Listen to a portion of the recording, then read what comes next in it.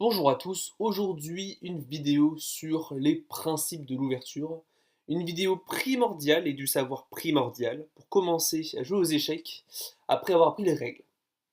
Donc déjà, avant toute chose, je vais énumérer les trois règles, les trois principes de l'ouverture que je vais expliquer, et après on verra du coup certaines parties qui peuvent expliquer ces mêmes principes. Donc premier principe, prendre le centre. Pourquoi est-ce important? Déjà, le centre, c'est les cases centrales, c'est ce qu'on appelle le carré magique. Donc, pourquoi prendre le centre? En fait, prendre le centre, c'est obligatoire si on veut avoir assez d'harmonie pour se développer et mettre le roi à l'abri plus facilement. Donc, par exemple, juste très vite fait dire ce qu'il en est. Ici, par exemple, les blancs au centre, juste là, tac. Les blancs ont réussi à avoir deux pions centraux. Et vous notez qu'en fait, déjà, ça a un effet sur la position qui est déjà énorme. Déjà, il contrôle toutes ces cases-là, mais surtout, le fait d'avoir mis les pions là, ça fait un espèce de bouclier qui permet de développer les pièces beaucoup plus facilement sur toutes ces cases-là. Juste là. Grâce au fait qu'en fait, toutes ces cases soient contrôlées. Et c'est logique. Donc on met des pions au centre pour réussir à faire un espèce de dôme, une espèce de contrôle de la position suffisant pour développer nos pièces très facilement. Un exemple encore plus exagéré serait celle-ci, où un petit peu plus tard, les blancs ont réussi à avoir 4 pions centraux, tandis que du coup les noirs, eux, n'ont rien fait, hein. Ils ont juste vite fait roquer et mis leur roi au coin. Mais ici, on voit qu'on a 4 pions centraux et toute la zone que j'ai mise en bleu, et même celle-là en fait, hein, même. Tout ça est contrôlé parfaitement, et en fait, quand on regarde, les blancs ont sécurisé plus de la moitié de l'échiquier. Donc c'est vraiment énorme, et globalement les noirs ont des soucis à se faire. Donc ça c'est pour le centre. Donc globalement pour le centre est extrêmement important avec un pion. Si on peut en mettre un, bah on va directement en mettre un au premier coup. Si on peut en mettre deux, on en met deux. Si on peut en mettre trois, on met le pion C avec. C'est le pion E, puis le pion D, puis le pion C. On verra ça de toute façon on est parti.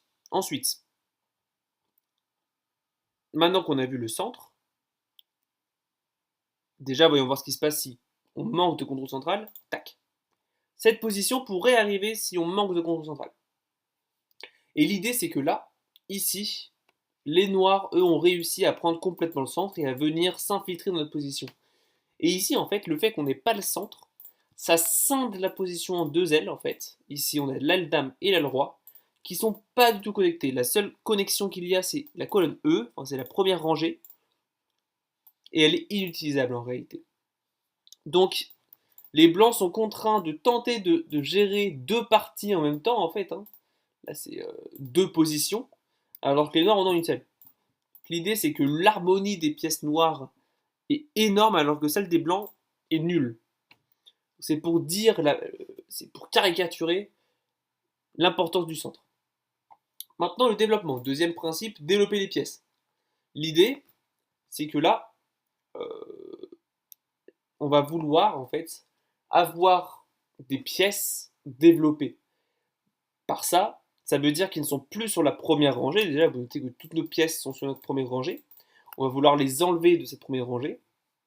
Et on va vouloir faire en sorte qu'elles contrôlent les cases centrales, les cases du carré magique.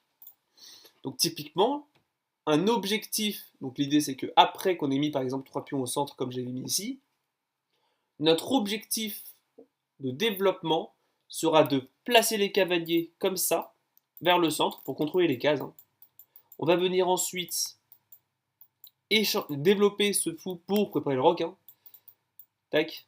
Mais l'idée c'est qu'on peut le déplacer en D3, en E2 ou en G3 via G3 fou G2. Et c'est un fianchetto.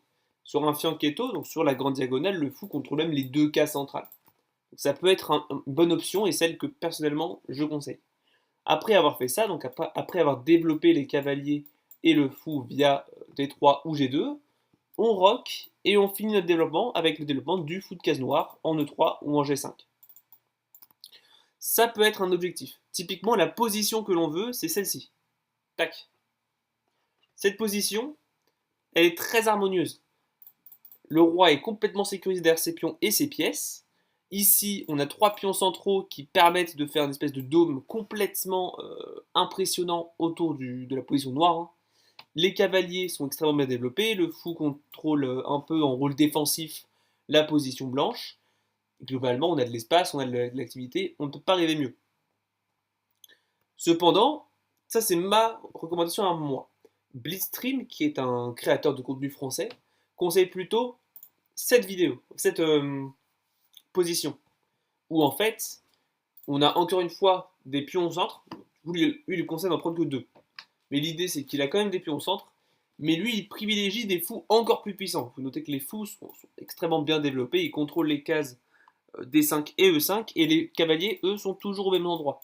Ils restent ici pour contrôler la position, et il conseille ici de roquer, donc soit à l'aile dame ou à l'aile roi, puis une fois d'avoir fait ça, une fois qu'on a fait ça, de venir jouer sur les tours, par exemple, comme ça, sur les colonnes ouvertes. Et globalement, cette position est possible aussi, donc vous pouvez choisir l'objectif de développement qui vous fait plaisir. Mais du coup, voilà, l'idée c'est qu'on veut prendre le centre déjà, en premier, pour permettre d'avoir un développement facile, parce que si jamais on ne prend pas le centre, notre développement risque d'être gêné par les pièces noires. Et enfin, du coup, la partie la plus importante, ça va être de mettre le roi à l'abri. Très important. Et là, ici, j'ai mis une petite analogie. En fait, les échecs, c'est un peu comme le foot. Dans le sens où déjà, il faut mettre, il faut mettre des gens en attaquant. Il faut mettre des joueurs en attaquant pour mettre assez de pression sur la position, sur la position ennemie pour éviter qu'il y ait 10 joueurs à l'attaque et qu'on soit en position de faiblesse. Et ça, c'est exactement ce que l'on fait aux échecs quand on prend le centre. On vient directement empêcher les noirs de s'infiltrer trop. Après, au foot, il faut choisir sa formation. Il faut choisir la formation des joueurs, combien on en met à l'aile dame, combien on en met à l'aile roi, combien on en met en défense, en attaque, au milieu. Et ça, c'est un jeu de stratégie, c'est un jeu de décision en fait, où du coup, si jamais tu mets 10 personnes en défense, encore une fois, tu vas être extrêmement passif, et si tu mets 10 gens en attaque, le problème c'est que du coup, tu n'auras personne en défense et tu risques de te faire avoir. Et bien c'est pareil aux échecs, non pas qu'il y ait des joueurs, mais c'est sur le développement des pièces. Si jamais on veut réussir à avoir du jeu et ne pas se faire rouler dessus, il faut mobiliser les pièces harmonieusement, de manière à contrôler le centre, à avoir assez de pièces en attaque, à avoir assez de pièces en défense. Et ça, globalement, si jamais on contrôle le centre et qu'on développe les pièces, ça sera parfaitement bien. Et enfin, le plus important, euh, c'est le but du jeu en fait. Et ici, j'ai fait une analogie qui peut paraître bizarre parce que c'est pas une règle dans le foot. Mais imaginons qu'au foot, on avait le choix en fait de choisir où les cages étaient. Est-ce qu'on préférerait le mettre derrière, au coin, un endroit isolé, ou vraiment à 3 mètres du centre, 3 mètres du point de début, on va dire. Je sais pas, j'ai oublié le terme. C'est évident qu'on va le mettre dans le coin, loin de toute action, loin du point de début, loin du point d'engagement. Parce que si jamais on le met proche du point d'engagement, ça sera tellement proche en fait qu'on risque de se prendre des buts tout le temps en fait. Et ben c'est pareil aux échecs, sauf que du coup il n'y a pas de cage, il n'y a pas de point d'engagement, tout ça. Mais il faut mettre non pas les cages, mais le roi hors du centre. Et c'est logique, parce que l'action aux échecs se passe au centre. C'est vraiment, la bataille se passe complètement au centre. Donc si on réussit à mettre le roi sur les côtés, dans les coins, tout ça, hors du centre, il sera hors du champ de bataille et ainsi en sécurité. Donc c'est pour ça, en général, le principe c'est mettre le roi en sécurité, et dans 95% des cas, on va roquer. Et j'ajouterais même roquer le plus tôt possible, parce que si on roque trop tard, c'est trop tard, ça va de soi. Mais du coup, pour illustrer ce que je viens de dire, est-ce que vous préférez la position du roi dans cette position, où il est au centre, les tours vont venir au centre, ils vont venir attaquer le roi, et il est sujet à des centaines d'échecs et probablement une attaque dévastatrice, ou est-ce que vous préférez un roi qui est ici, complètement immunisé face à tout échec ici sur les colonnes ouvertes, les fous ne l'attaquent même pas, les cavaliers sont trop loin pour attaquer le roi de quelconque manière, lequel vous préférez? C'est évident que vous préférez la deuxième position, n'est-ce pas? Parce que le roi il est au coin, donc il est hors de toute attaque. Cependant, Évidemment, là c'est très caricaturé, hein, mais l'idée c'est que c'est les principes. Donc, je répète les principes et on va les voir. On a prendre le centre, développer les pièces, mettre le roi à l'abri. Donc là-dessus, voilà. Bon, maintenant, voyons voir quelques lignes. Donc là, déjà, on commence, donc on a les blancs, avec E4. Donc là, on met un pion dans le carré magique, comme on l'a dit. L'idée, c'est de prendre l'espace. Ici, les noirs décident de jouer A5, qui n'est pas un très bon coup, qui est loin d'être mauvais, enfin, qui est loin d'être bon, surtout. Il fait pas grand-chose, en fait. Et là, maintenant, on va jouer D4. Parce que l'idée, c'est que quand ça nous de jouer, ici, on veut se dire, quand on a bougé pion E, on veut se dire, est-ce que c'est possible que je mette un deuxième pion au centre avec D4? Ici, il n'y a aucune pièce qui contrôle cette case, donc on peut jouer D4 et ainsi on le joue. H5 et maintenant, je vous l'ai dit un peu normalement, je conseille, quand on a bougé le pion E et le pion D, de se poser encore une autre question, c'est-à-dire, est-ce qu'on peut prendre le centre encore un peu plus avec C4? Et ici on peut. Et vous notez à présent qu'on a 3 forts pions au centre, et que le dôme que forment ces pions sont quand même énormes. Et on a énormément d'espace. Et ici maintenant, les noirs font ça. Donc l'idée c'est que je fais des coups mauvais, mais pour montrer comment jouer, parce que je sais qu'il y en a plein qui ne savent pas. Donc ici on respecte nos principes d'ouverture. Donc on a pris le centre. Encore une fois, pousser le pion F est peut-être un peu faible, parce que vous notez, ça affaiblit un peu cette diagonale, et le roi pourrait s'en retrouver fragilisé. Donc en général, c'est une règle d'or, le pion F on le laisse à la maison. Et du coup maintenant qu'on a pris le centre, on peut se demander comment se développer. D'abord, on développe les cavaliers. Cavalier F3, cavalier 6, cavalier C3. Et maintenant, ensuite, on va développer le fou, pour libérer le roc. Parce qu'en général, on rock le plus tôt possible. Par exemple, ici, B6 c'est la ligne que j'ai mis, G3. Notez que, évidemment, fou D3 est possible, pour directement rocker. Mais du coup, je vous ai dit que G3, le fianchetto, il est quand même extrêmement intéressant. Après G6, fou G2. Et le fou en fianchetto, donc fianchetto ça veut dire attaquant de l'aile, hein, c'est pour ça que ça s'appelle un fianchetto, c'est parce qu'il est à l'aile, le fou, et il attaque, vous notez qu'il attaque cette grande diagonale.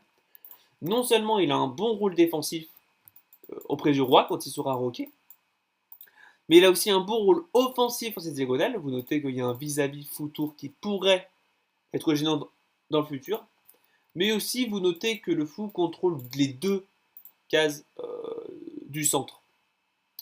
Ensuite, après fou B7, du coup on respecte notre troisième principe de l'ouverture, c'est-à-dire le rock. On a rocké le plus tôt possible et on a extrêmement bien joué et on a une très bonne position. L'idée c'est que là, du coup, le roi est complètement à l'abri. Le centre, il est complètement à nous. Et le développement, on va pouvoir simplement le finir avec, par exemple, Dame E2 ou Dame C2. En général, la Dame, pour finir le développement, on la met sur la seconde rangée pour faire ce qu'on appelle un liage de tours. C'est quand les tours se défendent mutuellement. Et du coup, pour finir ce liage de tours, on va aussi développer ce fou en E3 ou même en G5 parfois. Et notre position sera très égale. Donc ça, on va dire, c'est si jamais les noirs jouent mal. Vous voyez, là, les noirs, ils ont fait n'importe quoi. Et globalement, on a réussi à avoir un centre énorme, un développement énorme et un roi très sécurisé sans aucun effort. Maintenant, les noirs ne devraient pas nous laisser faire ça. Ici, après E4, par exemple, une ouverture très populaire, c'est C6. L'idée, c'est pas de vous apprendre un répertoire d'ouverture, mais voir comment on peut faire si jamais on ne connaît pas l'ouverture. Donc ici, C6. Première question qu'on se pose, peut-on mettre un deuxième pion au centre? C'est-à-dire, est-ce qu'on peut jouer D4? Est-ce qu'il y a un pion en C5 ou en E5? J'ai pas l'impression, je joue D4.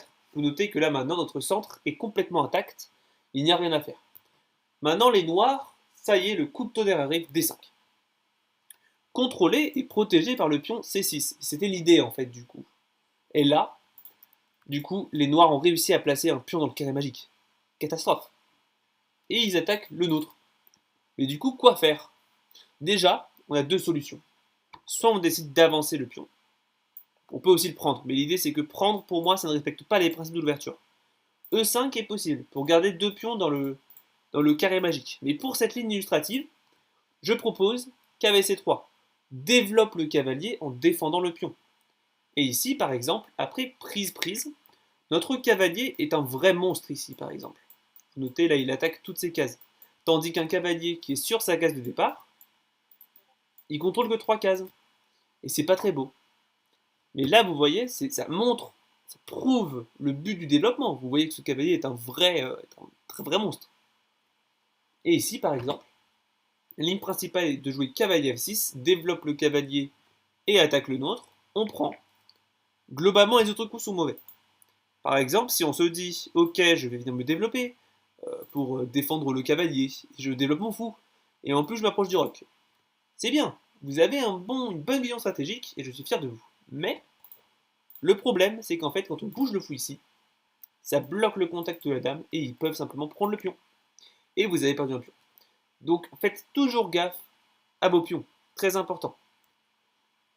Ici aussi, bouger le cavalier en arrière ne fait pas vraiment sens, parce que notre cavalier est extrêmement actif, et revenir en arrière, ça serait juste le rendre plus passif.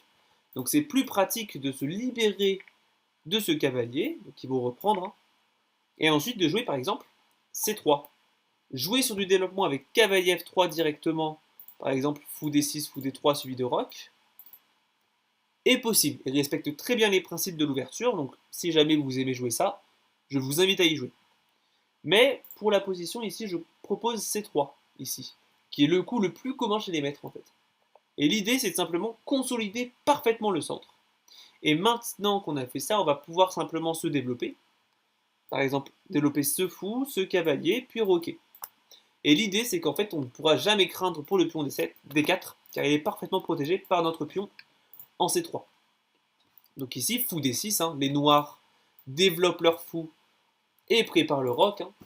Fou D3, on s'approche aussi du roc. On prépare le développement du cavalier aussi. Petit roc, cavalier E2, très important. Si on bouge en cavalier F3, le problème, c'est qu'ici, il pourrait y avoir du tour E8. Et ça marche, mais c'est peut-être un peu risqué. Donc cavalier E2, pour faire en sorte que quand les noirs jouent tour E8, et ben ce ne soit pas échec. Vous notez, la tour à présent attaque le cavalier, pas le roi. Et du coup, on peut simplement roquer. Et en fait, le roi est complètement sécurisé. Vous notez qu'il a 3 pions sur son roc qui sont parfaitement intacts. On pourra jouer H3 pour se créer une case de sortie à la grande limite. Donc le roi est sécurisé, le centre, check, on l'a. Et notre développement va pouvoir finir très tranquillement avec du fou E3, dame B2 ou dame C2 pour les tours. Et peut-être même une amélioration de ce cavalier via cavalier G3 ou cavalier F4, voire même continuer à jouer sur notre principe de l'ouverture qui est de prendre le centre, avec peut-être C4 pour contrôler un peu plus le centre. Donc toutes ces approches sont possibles et globalement les blancs ont bien réussi leur ouverture. Ensuite, une autre ligne encore que je peux examiner serait celle-ci, le 4. Les noirs jouent maintenant C5, la sicilienne. Ils contrôlent notre case D4. Donc du coup, on ne peut pas jouer D4. Donc, dans ce cas-là, très important, quand on ne peut pas mettre un pion au centre, on développe avec cavalier F3. Et notre plan, c'est que que ce soit E5 ou C5, ce qu'on va essayer de faire quand on ne peut pas jouer D4, c'est qu'on va développer notre cavalier, développer notre fou, que ce soit n'importe où sur sa diagonale, puis roquer. Ça va être notre plan. Par exemple, ici, si jamais il décide de jouer D6, on pourra jouer fou B5 directement, échec. Ça force les noirs à bloquer, hein. Vous voyez que c'est échec, et globalement, la seule option qu'ils ont, c'est intercaler l'échec. Et ce qui va se passer, c'est qu'après, par exemple, ça, prise, échec, roc, on a fait nos principes d'ouverture. On a roqué très rapidement, et on pourra jouer sur le centre avec ces 3 D4. C'est pareil pour KC6, et on verra une partie modèle faite par Kasparov dans cette position. Mais du coup, le seul coup de la sicilienne, où du coup, il faut être vigilant, et ça peut être un bon moyen pour vous de savoir quand changer les plans, c'est E6.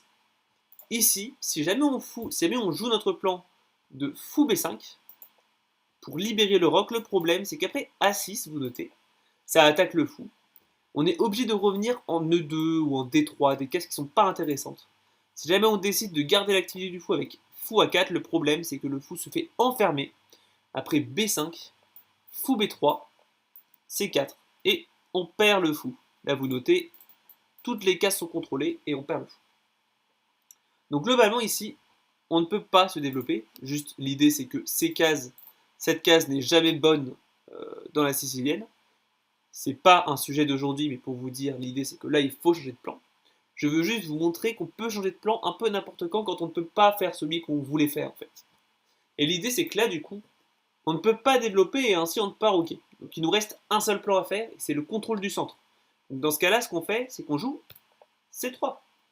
Prépare D4 et prépare ainsi, et c'est très thématique, la poussée D4 et mettre un deuxième pion au centre.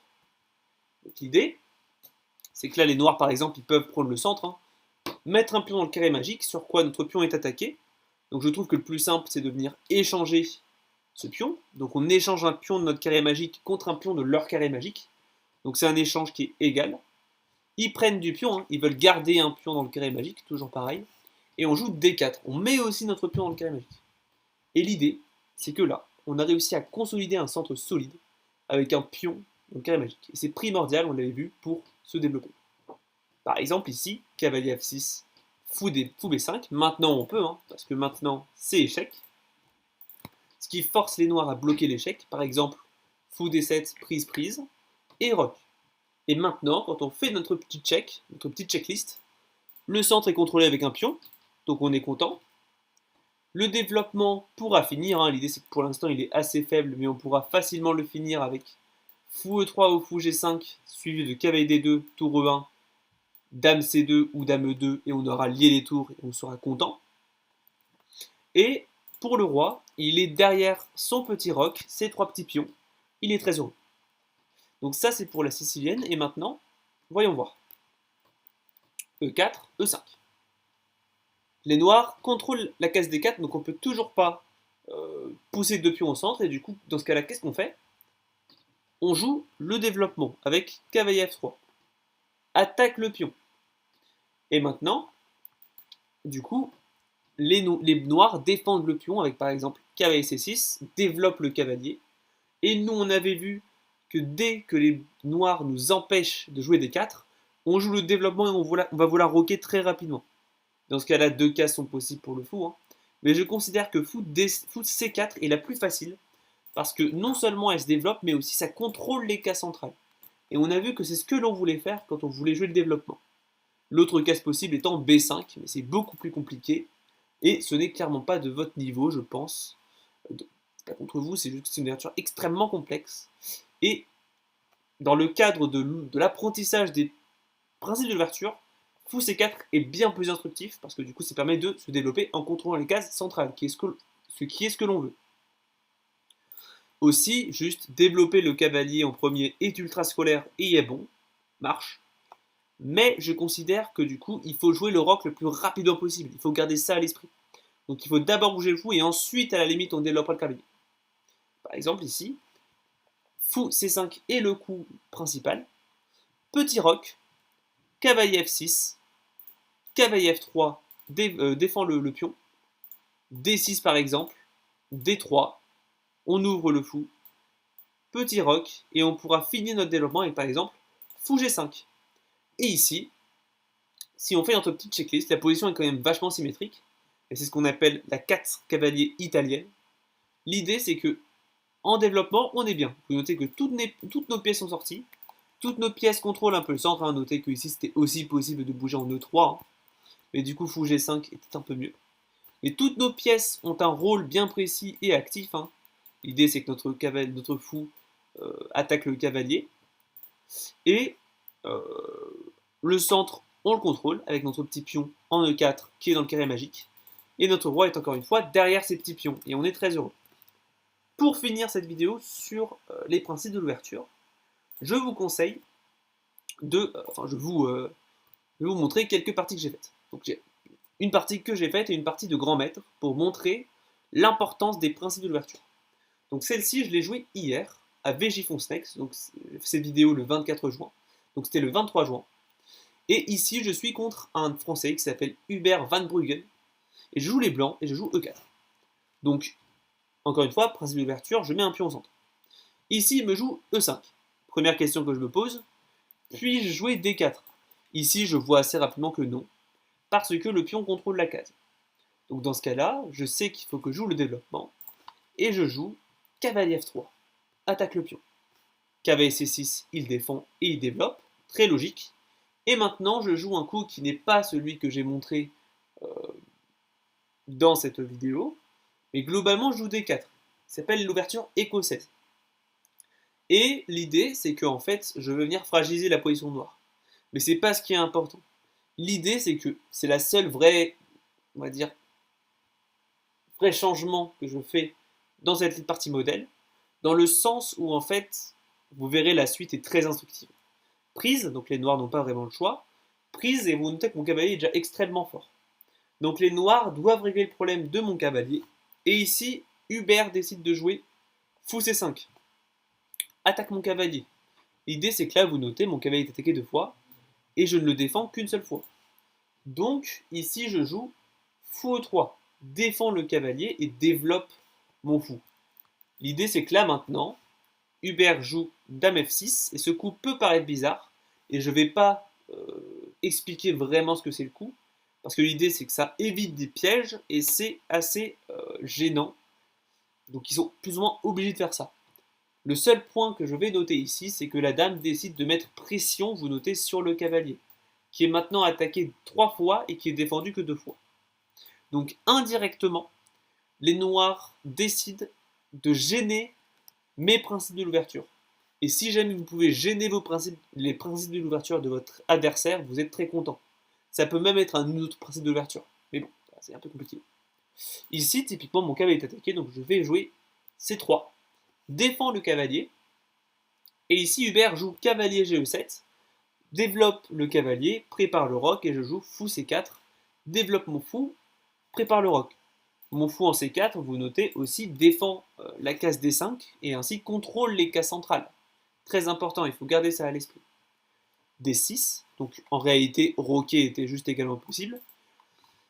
Et ici, je finis tranquillement en roquant et je suis extrêmement heureux. Il a roqué juste après.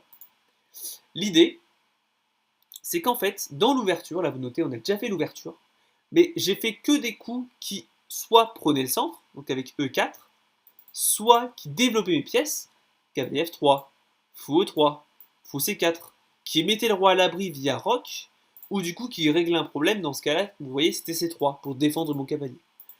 Tous mes coups avaient du sens. Tous mes coups respectaient mes principes de l'ouverture ou réglaient des problèmes tactiques. Tactique, c'est quand il y a une pièce qui est en prise, un mat. Et là, ça réglait un problème. Donc l'idée, c'est que dans l'ouverture, il faut toujours faire un de ces 4 points. Il faut prendre le centre, développer ses pièces, faire quelque chose pour mettre le roi à l'abri, ou régler des problèmes tactiques. Dans ce cas-là, si une pièce est en prise, évidemment, il faut régler le problème. Ça va de soi. Mais du coup, ça, c'était une partie que j'ai faite.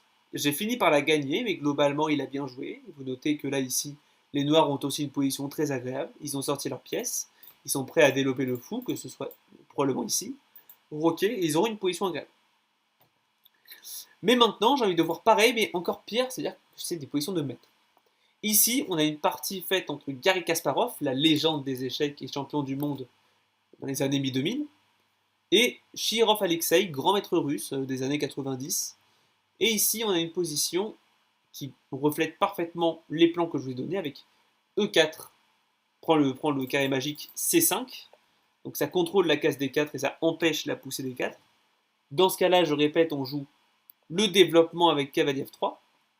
Ici, Shirov a décidé de jouer cavalier C6, donc pas E6.